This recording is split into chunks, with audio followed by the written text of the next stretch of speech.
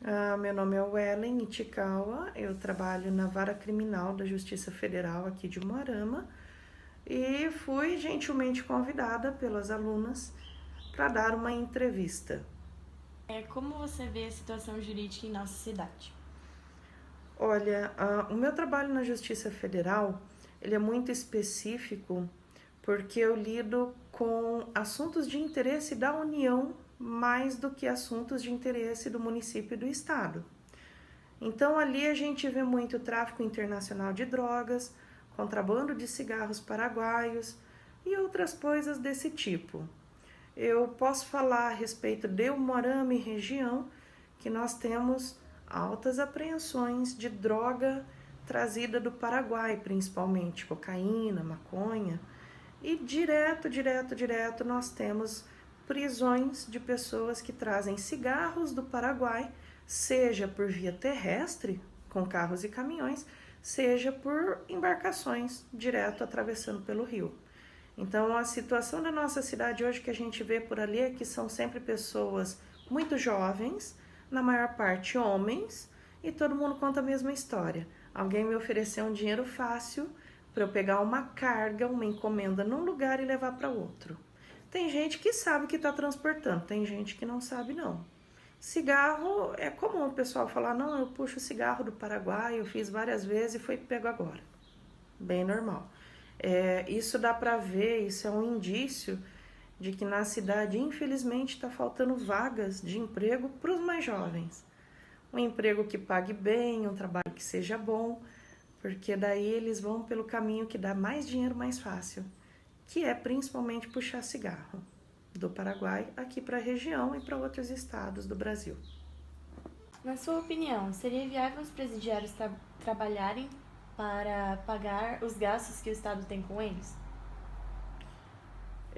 Nós temos previsão na lei de trabalhos para presidiários com pena definitiva, ou seja, presidiários presos que estão dentro de penitenciárias estaduais. Existem alguns convênios com empresas em que os presos fazem determinado serviço e a cada 3 dias de serviço eles têm perdoado um dia da pena. Funciona, é bem interessante. Agora, se você pensar naqueles filmes que a gente vê de Hollywood, que os presos estão com uma bola de ferro enorme no pé e tem um monte de policiais em volta armados, e eles estão lá construindo estradas e quebrando pedra, é uma realidade que no Brasil não tem como existir por vedação constitucional. A Constituição prevê que nós não poderemos ter no Brasil penas cruéis ou de trabalhos forçados, entre outras coisas, nem pena de prisão perpétua, nem pena de morte, salvo em caso de guerra declarada. Então, nesse contexto, a gente não pode jamais ter uma pena igual àquela que a gente vê nos filmes americanos, que seria um jeito interessante, né? Uma ideia que tem muito por aí de você fazer os presos pagarem pela comida, pela água, por tudo que o Estado gasta com eles. Que a gente ouve nos jornais que sempre é um gasto absurdo com marmitas, não dá para entender porque o gasto é tão alto. É sempre assim, são dúvidas que a gente como cidadãos tem o tempo inteiro, porque é meio absurdo, né? O que eles gastam com marmitas que os presos não comem é muito mais do que a gente tem de orçamento mensal para fazer compra de supermercado. Então é assim, totalmente absurdo. Mas eu sou favorável a que eles trabalhem para poder se manter, mas não tem previsão legal. Então não tem como fazer. O máximo que dá para fazer, o que já é feito, é deles trabalharem para remir a pena, para ter a pena perdoada. E isso tem previsão legal. Agora que a gente vê em Hollywood, sem chance. Tá. Como você vê a questão do direito fundamental da Constituição de 88 aqui em Umuarama? Olha, os direitos fundamentais previstos na Constituição são vários. Eles estão previstos no artigo 5º, são mais de 70 incisos, são uns 5, 6 parágrafos.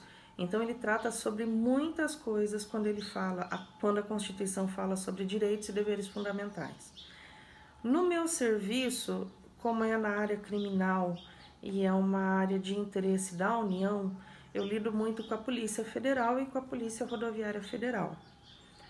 Quando eles efetuam as prisões, é obrigatório, por lei, de um certo tempo para cá, a levar os presos perante o juiz, no que a gente chama de audiência de custódia.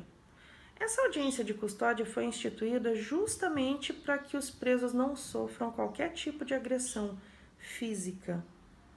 Ela foi instituída para que o juiz veja que eles não levaram uma surra. É bem para isso que serve. Então, em 24 horas, a polícia tem que levar os presos perante o juiz para o juiz ver se eles estão bem ou não. E ali no meu serviço, como é tráfico internacional de drogas, a gente tem várias audiências de custódia. E a Polícia Federal e a Polícia Rodoviária Federal não apresentam um histórico de violência contra presos. Eu sei que o que a gente vê por aí, o que a mídia traz, são casos graves de tortura cometido por membros do Estado. Mas ali, dos policiais federais e rodoviários federais, é uma tranquilidade, não tem desrespeito aos direitos fundamentais dos presos, de jeito nenhum. Outra coisa que a gente vê muito por ali é quando nós soltamos os presos com uso de tornozeleira eletrônica. Em casos de tráfico, isso é muito raro de acontecer. Acontece mais em casos que a pessoa contrabandeia cigarro do Paraguai e já foi processada por isso outras vezes. Aí é normal que o juiz estabeleça uma fiança e coloque uma tornozeleira eletrônica para ela ser monitorada e determine um raio em que ela possa ficar se movendo. Em geral é do centro da cidade, um raio de 5 ou 10 quilômetros. Por quê? Para evitar que a pessoa volte para o Paraguai para buscar mais cigarro e trazer para cá. Quando a gente usa a tornozeleira eletrônica, a intenção é tirar a pessoa de dentro da cadeia, porque a cadeia não é um ambiente salubre, é um ambiente horroroso. Por mais que tenha condições dos presos tomarem banho, da comida que é servida, as marmitas, a gente tem notícia que são marmitas boas, não é comida estragada. O problema é que muita gente em espaço pequeno, principalmente muitos homens em espaço pequeno, causam odores, é terrível. Inclusive a sensação de confinamento, que não é legal para ninguém. Então a ideia de colocar a tornozeleira e deixar a pessoa voltar para casa e ficar sob uma espécie de liberdade vigiada é uma forma da gente atender aos direitos fundamentais previstos na Constituição de 88.